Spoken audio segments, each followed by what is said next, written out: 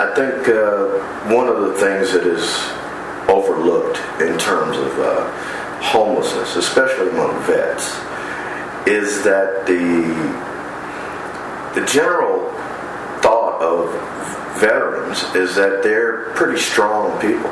I mean, they're disciplined, they've been trained, but they're not trained in the same format as civilians.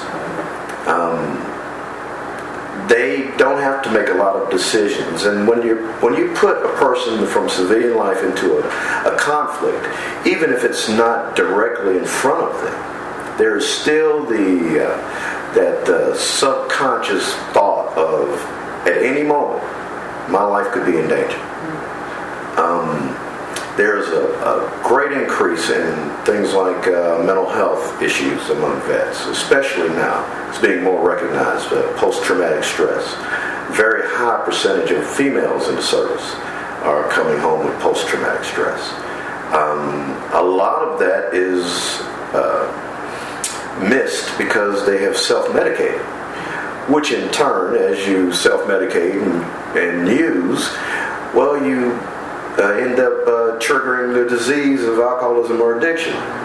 So then they come home and they have a co-occurring disorder.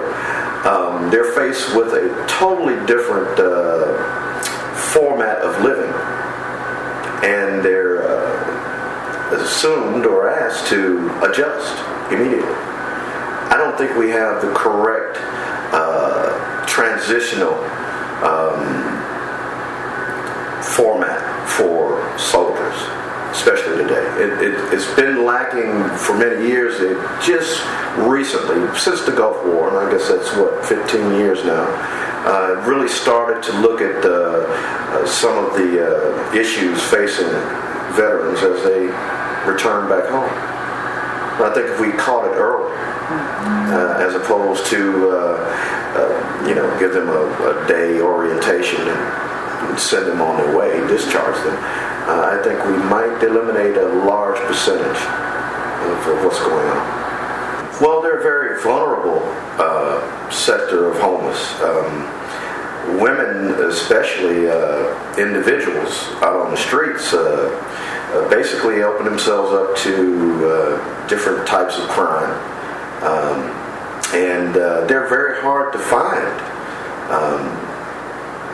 Because usually what happens is they get taken advantage of, and I hate to say this, but in the criminal element, a female is a renewable resource, whereas drugs and other things aren't. So it's very difficult to find them, to get them to come in, mainly because of fears that probably someone has instilled in them.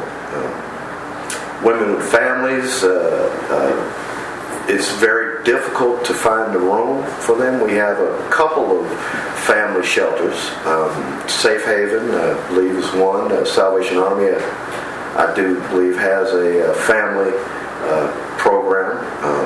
And there may be another one, maybe the Y has something like that, but it's just not enough. And then the biggest problem that I see is a complete family, male, female, children.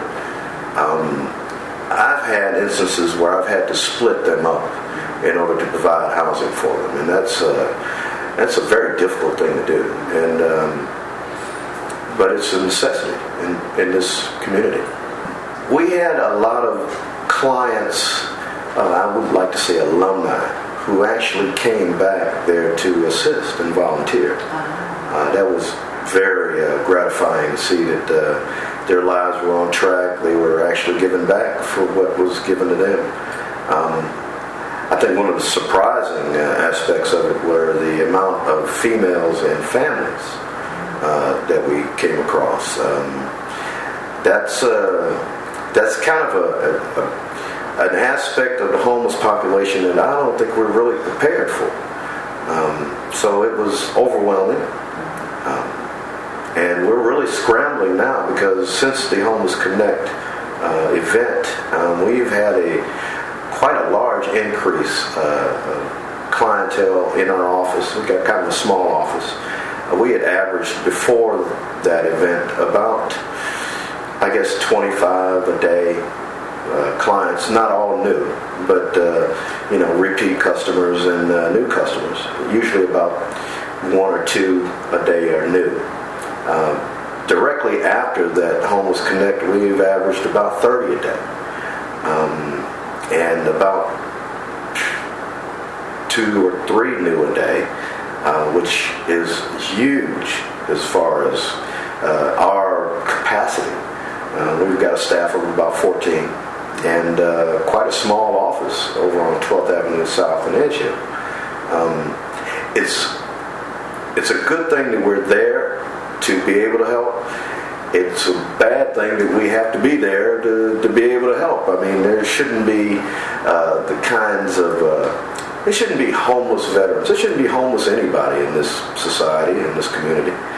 We have the capacity and the resources to provide housing and all of those things. It just seems to continue to grow, and it's exasperating.